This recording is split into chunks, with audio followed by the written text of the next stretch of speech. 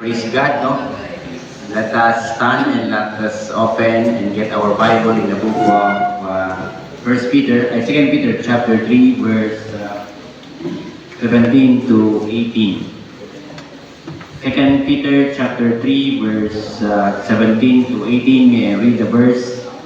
Yea, therefore, beloved, seeing ye know these things before they were, lest ye also, being led away with the error of the wicked, fall from your own steadfastness. Verse 18, but grow in the grace and in the knowledge of our Lord and Savior Jesus Christ.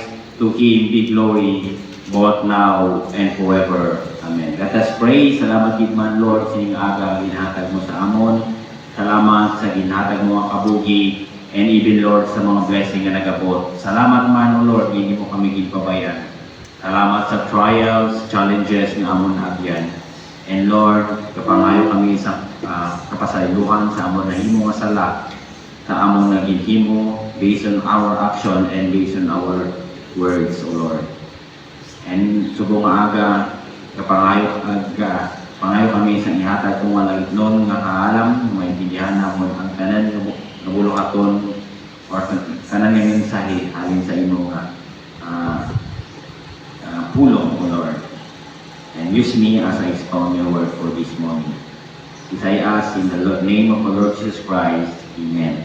So, pinintama po ang puno. Kita bala ako, makakanta kita dali sa tubangan kaysa makahibig kita, no? It's because those lyrics or those words, no, pictures ourselves, no? And makasiling pagin nga ang isa na sinakanta, makakuan pagin sa imong testimony, no?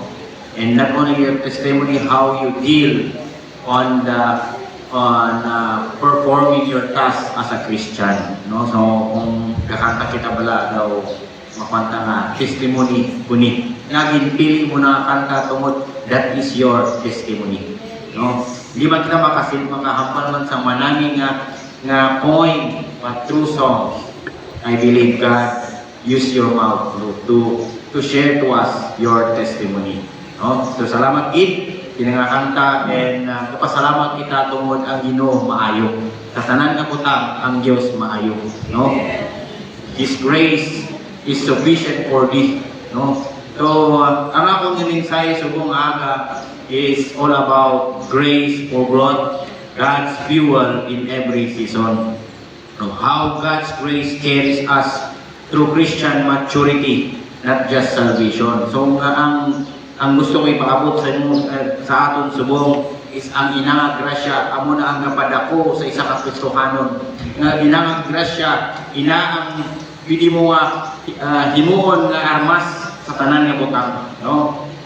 So sa 2 Peter chapter 3 verse 1 to 18, no? Mabasa niyo dira how God dealt with Peter, no? How God talked to Peter personally, no? And He's talking about grace, no? And how we walk in the light.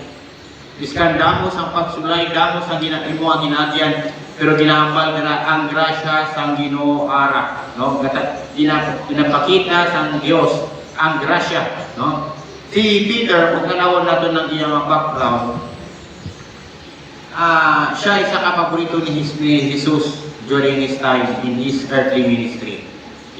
And si Peter, iskan nakahimo sa tatlo kasala na personally between the conversation to God, damba niya, I deny you. Deny ni Peter si Jesucristo tatlo ka beses, no? Pero si Jesus hindi gid siya nakakit, no? Ang ginhambal niya, come, no? Come, let us eat, no? Tawag si Peter na magkaon, hindi niya ginambalan dahil sa iya na imo sala. But ang Jesucristo, ginambalan si Peter na come, let us eat. How he attacked, no? Failure, no?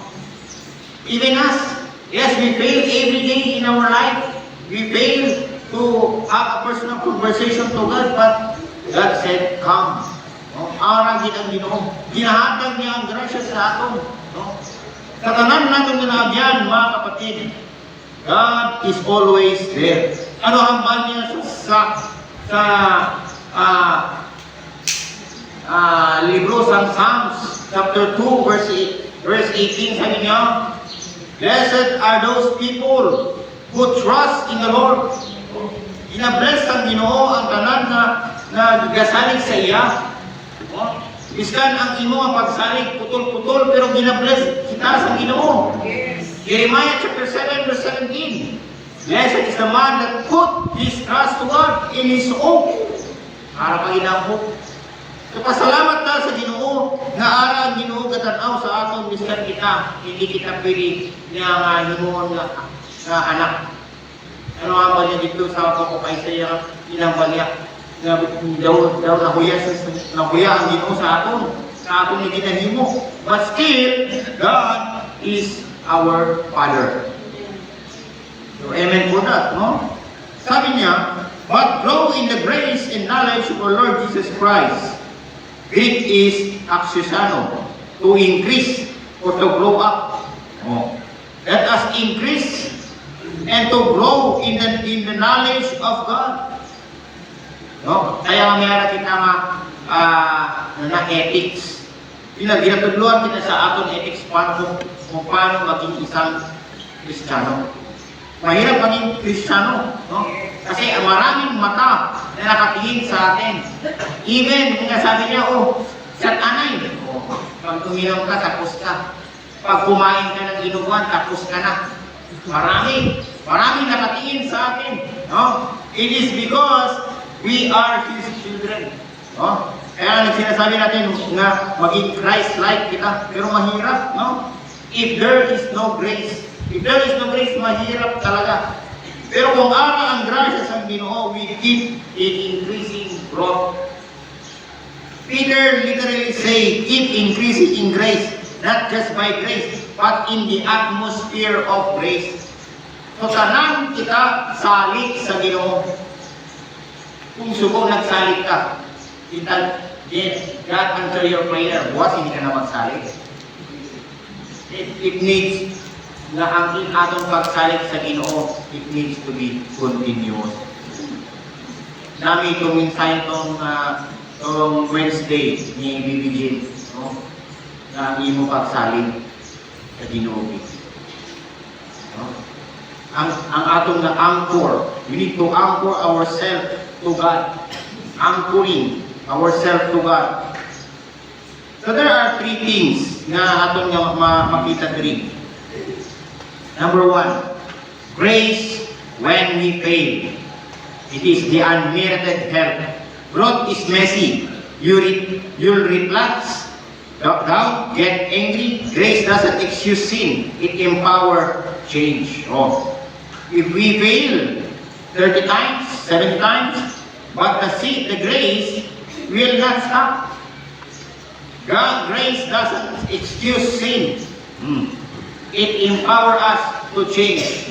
So the ability of a Christian to change his attitude, it is by the grace of God. Hindi natin kaya nga ang isa ka tao pabaguhon sa isa ka mensahe. Hindi natin kaya istoryahon ang isa ka tao na ikaw magbago ka na. Hindi natin na kaya. But it is by the grace of God, God will change that person. Even if a person has an anxiety or a person has a problem, we cannot easily convince that person by the word of God. No? Sabihan mo man yan, Kaisa, hindi yan kaya. It is only by God's help.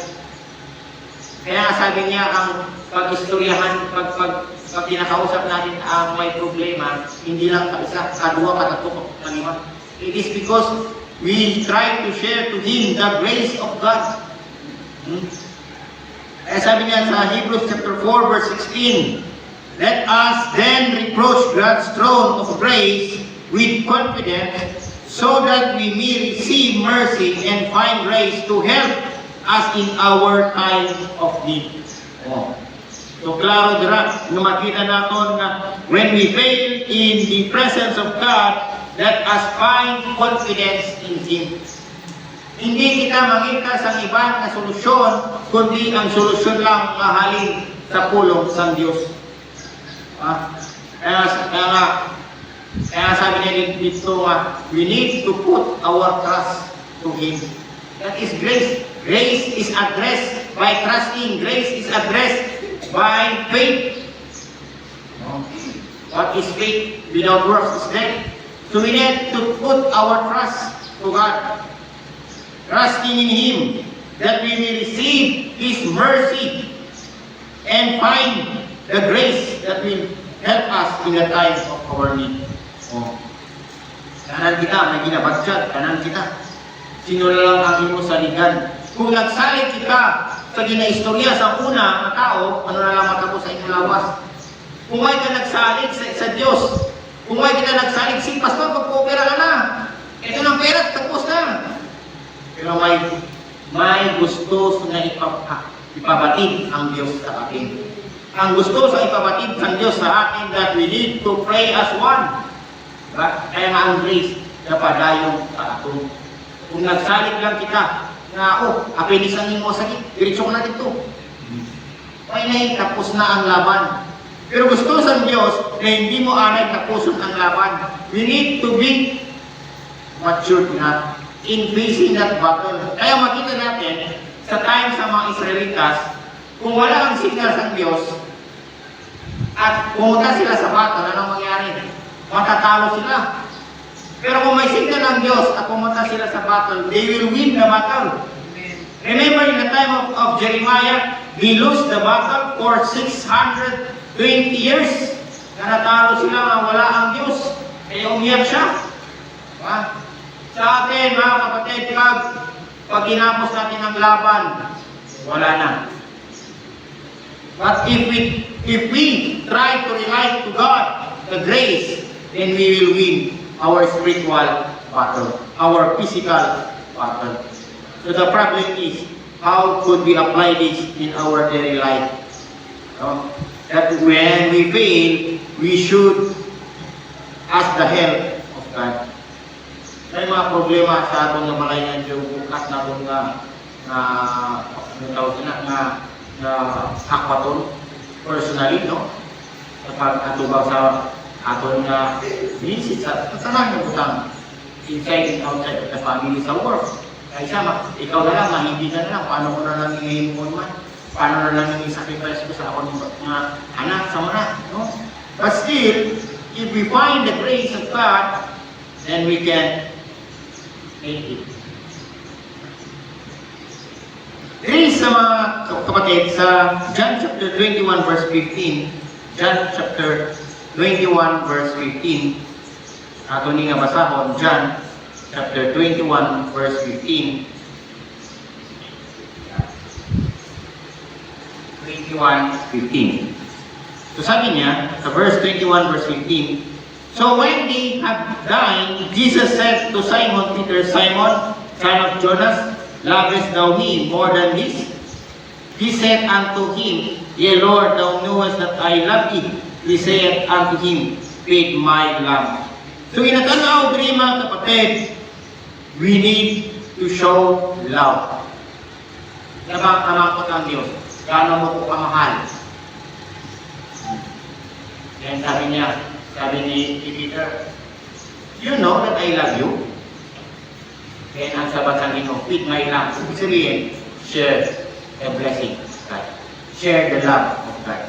Kapon dito mo ang isuran ni Sipidaw, damo ang siya sa kwan sa mga na-influence na friend niya ba?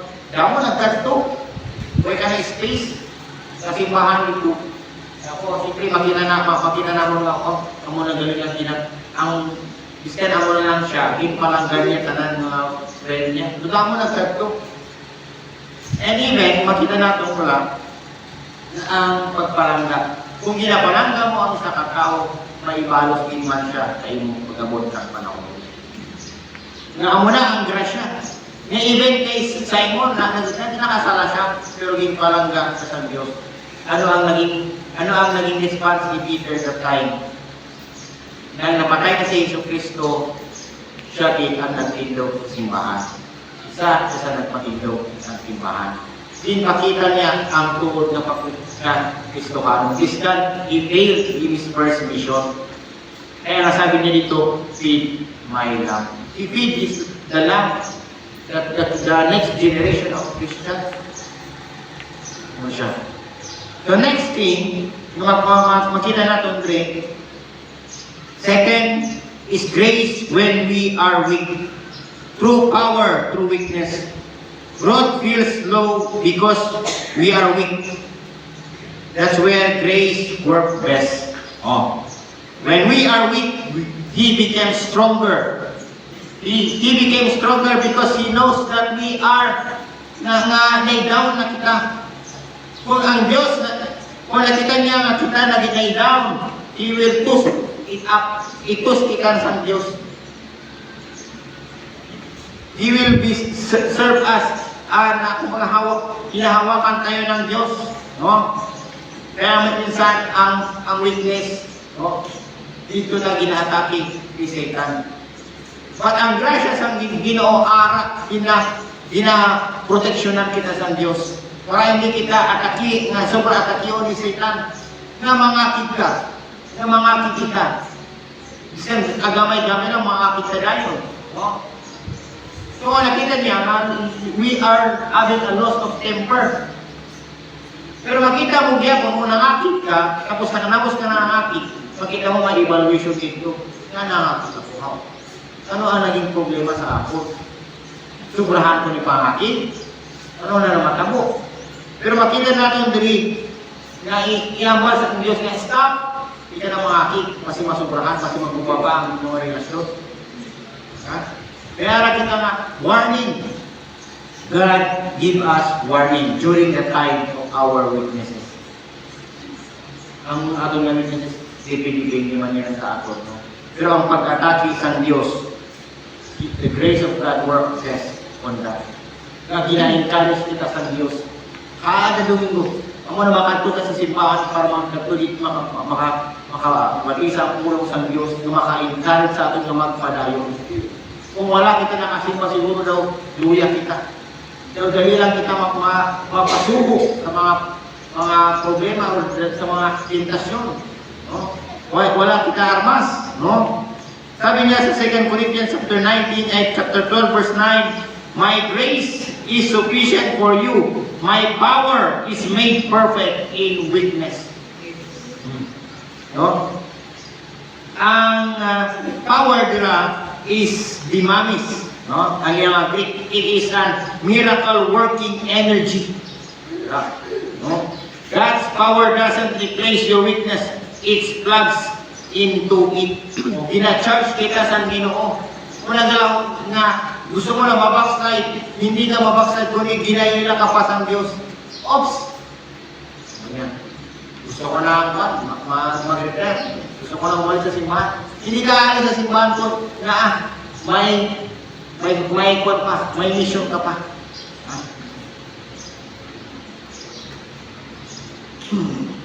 Sabi niya gani, in 7 niya, sabi ni Paul, kept him humble while planted churches. Kaya lang kay Apostle Paul, during his time na nang-aras sa Rome for his third missionary journey, nakulong man siya, no?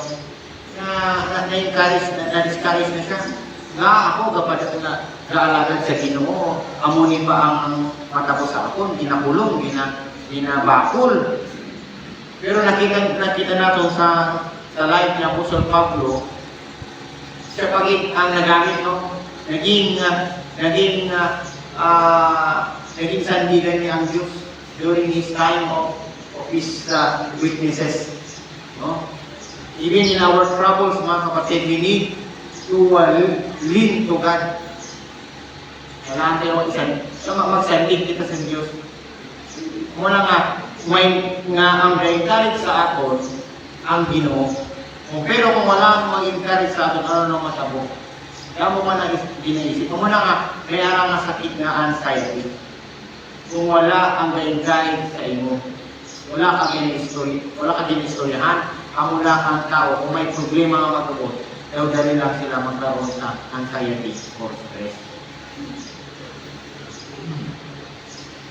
Amo na siya, no? Nga pulong green. We need haman niya, the grace of God is sufficient. for thee and for me. Oh. Ano ang iyang cross-reference diri na makita natin sa 12. O benta naman sa isang cross reference. 2 Corinthians 11:30. 2 Corinthians 11:30. If I must needs glory, I will glory of all things with concerning my infirmities. Oh, klaro dira nga na ang atong infirmities, no? Ang atong na kakulangon, ang mag-supply sila ang Ginoo. Oh. Okay, so next, number 3, no, na makita natin dira in Colossians chapter 1 verse 6. Oh. Ang grace when we are matured. Colossians chapter 1 verse 6. Namining abrihan natin ang atong Biblia.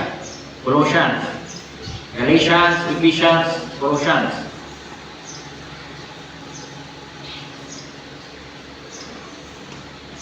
Verse 1 to 6, sabi niya, the gospel is bearing fruit and growing throughout the whole world. Oh. Ang grasya sa Panginoon, it is supernatural to all. No? It is supernatural increasing. It is addressing to every Christian. That mature Christian does not need less grace. They need more and more because the responsibility plus the battle is getting bigger.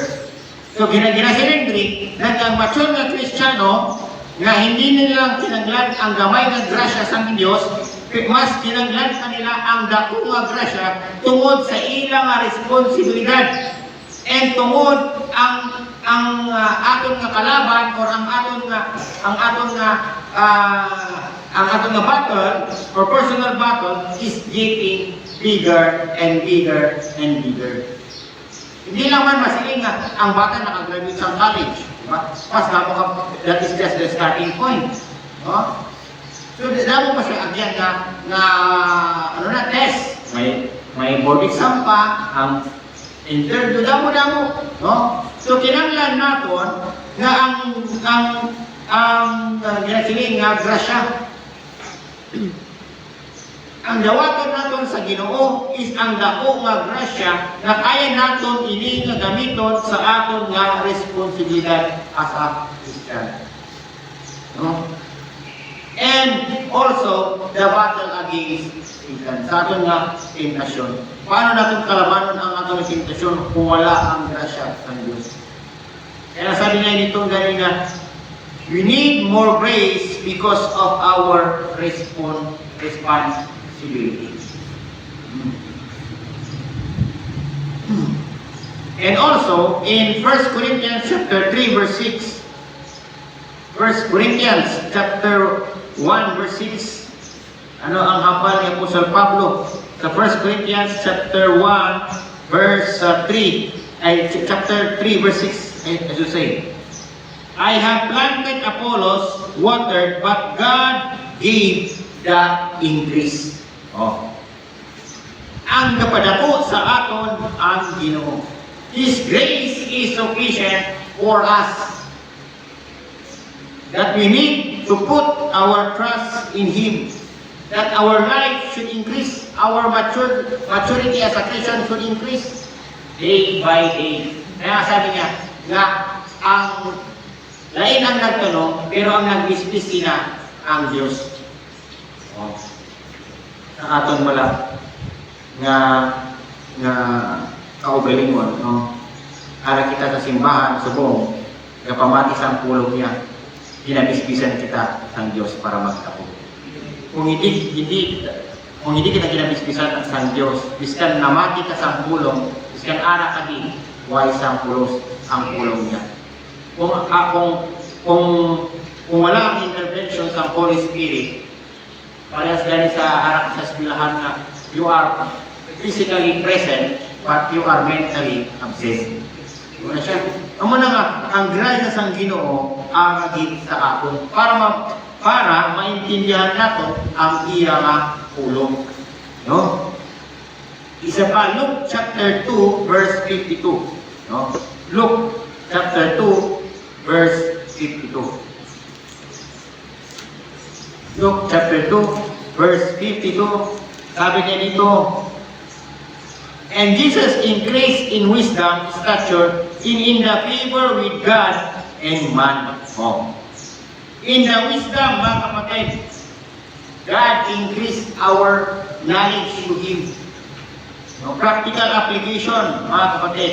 Even He received grace for each stage of growth. So makita natin na ang grasya, ang langit na kaalam, ginagawat natin sa iya, tungod at ginagkinaglan natin. No? His word, ginaglan natin na ginahatag sa Diyos. Din kita magsalig sa iya lang mismo, tungod sa iya grasya. Hindi natin maangkon ini nga present position if there is no grace of God in our life. Diba? Hindi naman natin kaya mapatapuson ng atong labata kung wala kita nagsalig sa Diyos. Hindi man natin kaya mapakauno na ang atong kabataan kung wala kita nagsalig sa Diyos. Na, Lord, Ikaw ang mag-provide sa atong kinahanglan. Hindi man kita pwede nga ang atong lawas maging healthy kung hindi natin na ginapray sa Diyos nga, Lord, give me a good health. Diba? Tanan ginasalig natin sa Diyos. Kung nabalaan natin, God will give us that grace. Ang atong kabuhi, grasya lang sa Ginoo. Kasi ano ang hambal niya? James chapter 4 verse 4. In just a twinkle of an eye, He can get our life. So grasya sa Diyos ang aton nga kabuhi. Grasya sa Diyos nga ang gulong nga ginakaon mo, ginakaon naton, ginatake naton, is makapaayo sa aton. Grasya sa Diyos nga maging best performer kita sa atong trabaho. Ha? Grasya sa Diyos nga gapadayon kita as a Christian. Tungod damo sa Kristohanon nga nagahalin sa ilang simbahan. No? Damo na subong. The problem is, hindi din sila nagsalit. Hindi din sila nagambal sa grasya.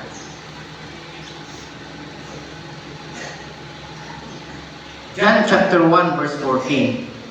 John chapter 1 verse 14. There is a debate na ginasiling ni John chapter 1 ni 3 about grace versus truth. No? John chapter 1 verse 14. Sabi niya, and the Word was made flesh and dwelt among us, and beheld His glory to glory, as only begotten of the Father, full of truth and full of grace and truth. They have said that paano ginasiling nga pwede ihiwalay ang kamatuoran sa grasya. Pwede ba?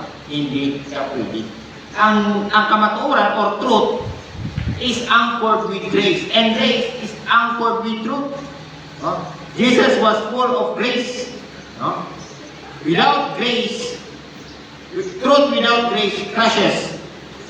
Grace without truth spoils. So naka-anchor ang duwa. Sa kamatuoran ni si Jesucristo, siya naghahatag sa grace sa aton. Si Kristo naghahatag sa grace sa aton, tungod siya ang kamatuoran. Kaya patiyon naton ang tanan nga ginambal sa Dios nga kita maging maayo nga Kristohanon. Kung may kita nagpati sa iya mapulong, hindi kita matulwa nga maging mabuti na Kristohanon.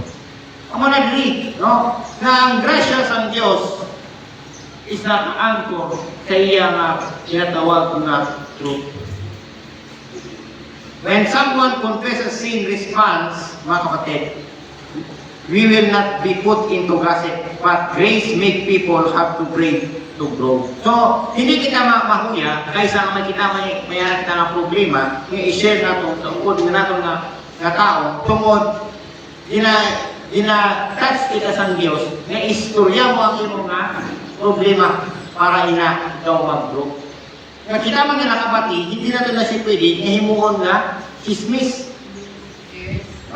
Nag-open up kita, tungod gusto naton nga kita marinig sa aton na problema sa upod naton na Kristohanon. That is sharing the grace. Hebrews chapter 4 verse 16. As dali. Anong hambal niya sa Hebrews chapter 4 verse 16. Let us therefore come boldly unto the throne of grace, that ye may be obtain mercy and find the grace to help in the time of need. Kaya ininadya po mga kapatid na hindi na confess kita, share kita, tungod kita anak sa Diyos. Ang aton na burden, bukat man din. Ginashare natin, tungod may abaan natin nga that person will share the grace from Him to us. Yes, siya maka-encourage. That is still a part of grace.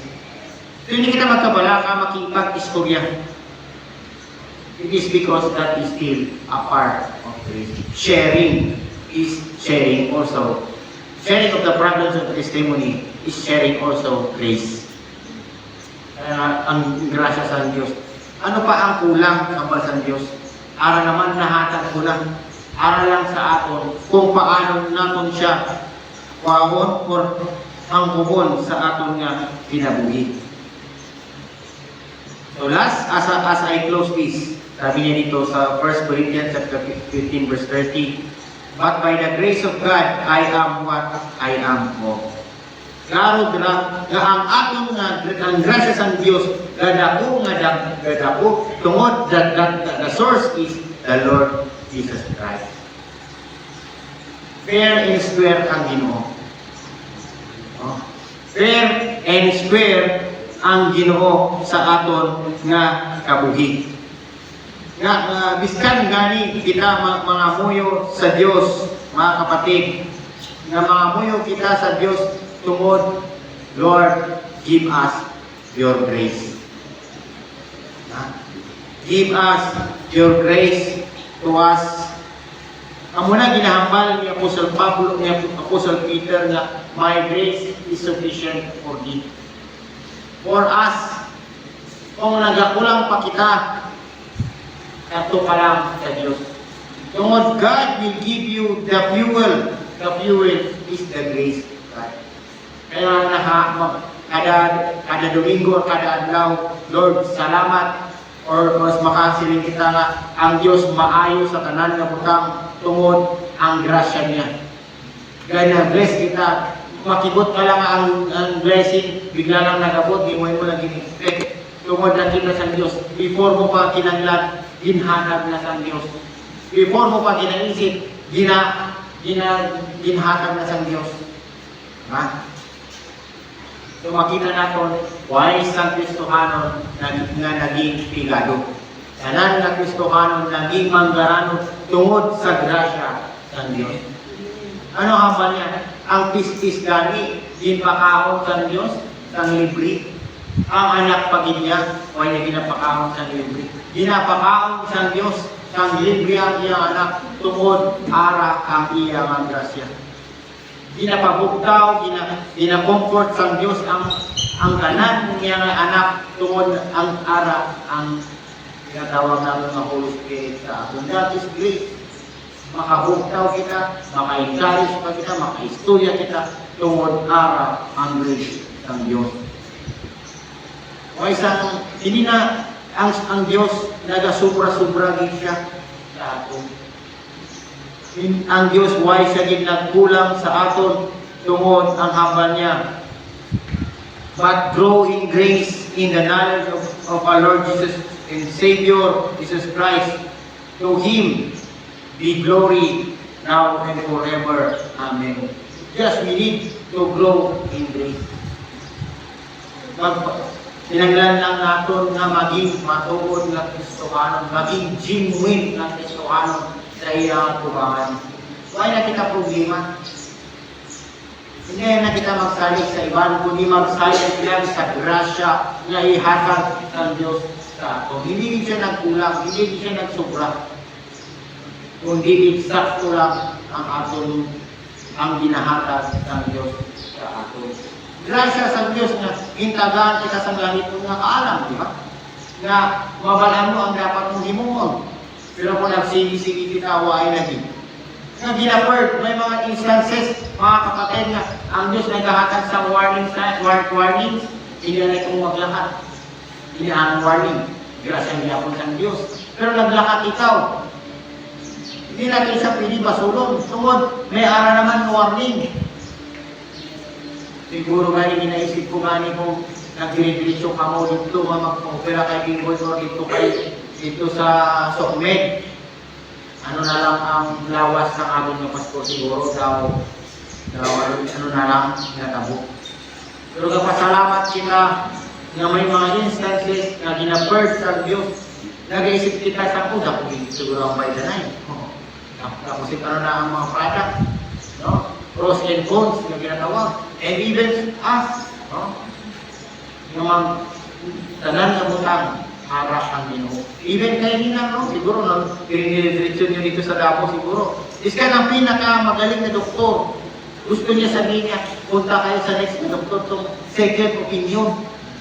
So, tanan din, di ba? Kahit niya tawag na second opinion tungod, grasya sa Diyos. Kung nagsalig lang kita sa isa doktor, ay, siguro magpati pa din po. Nagpati isa sa una, sabi ko, para sa ako na case, sa ako na bata. Nagkalto kami dira sa Lariosa, ang next na mo, naglakad kami sa Davao Doc. Sa Davao Doc, hamal niya, balik ka mo sa doktor nito, inaak amon head. Sa kanan ng orthopedics, si Dr. Leon Gary ang head. So nagbalik kami dito sa amon. Kung nagpati kami dahil, libre tani, libre na, eye care, libre na tanan. Tandaron lang din sa iya nga pilyan, din sa iya nga tuhod. Kamali na, gaibig daw. Paglakan ka mo dito sa Bagyo, yung pates naman niwat, kamali daw, hindi na ako magsigi-sigi tuhod, gabalikid na. Ga-turn daw ang atong daw buto, ga-turn daw siya. There's an instances na magalibot. Kung ang bata nagalibot sa tiyan, para sa bata niya kung galibot ang iyang akbo. Para sa akin ang ipon, na sa bata, hindi pa permanent, pwede matanggal. Amo lang yapon ang instances. Kaya nga kung naipit ang butos, ang ugat, di ba ginapahilot natin. There is an instances daw nga magalibot pa na. Kaya malidok dito sa Bagyo. Hindi rin mo magsigi-sigi. Welcome yung bala. Dito abi, gusto nila yung operan na yun. Kung ano gani nga, ang grasya sa Diyos, kung nagasigi-sigi ka, libre. We think of opportunity. But that's not the opportunity of God. May plano din ang Ginoo. So nakita ko, biglang nawala. Dinakapakapa namin, sa paan na ilaw, nawala. So, amen. Pero kung naglakad kami dito naman, kung ipadayon naman, tutiwala na yun, dinasulgo siya kalakad. So, pasalamat kami sa Ginoo sa iyang grasya. That is great. Although may update, pero kapasalamat kami na may ara din ang grasya sa Diyos. Hindi sa kanan na butang, mga kapatid, is magsalig kita sa upod natin. Magsalig lang kita sa Diyos. In pangamuyo naman, di pangamuyo mo naman. Diba? God will give the answer in a perfect time, in a perfect will, in a perfect season. Amo na ang grasya din. Amo na ganyan gusto mo i-set mo. Amo na ang ako ng testimony. Ang grasya ng Diyos, hindi din siya nagkulang, hindi din siya nagsuga. Ako, ininga ato na nabalaan. So as a close, no? As a close in in 2 Corinthians chapter 1 verse 4, sabi niya, let me comfort you with God's comfort. Grace makes people brave enough to grow. So muna siya nga, ang grasya sa Ginoo, that is just enough. Enough na kita magtubo, magdako sa iya nga ulo. Parehas gyapon sa Jeremiah chapter 17 verse 8 na.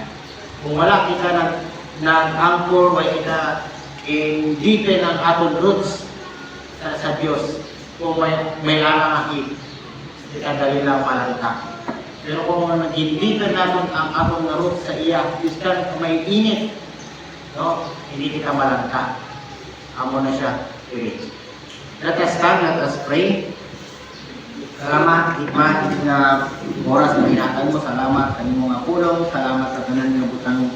And salamat sa inyong mga grasya. Na hindi naman kaya na ibalik.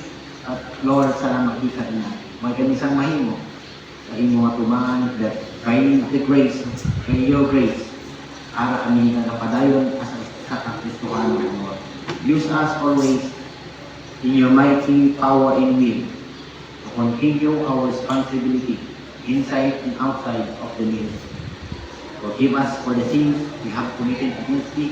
All these things I ask in the name of Jesus Christ. Amen and amen.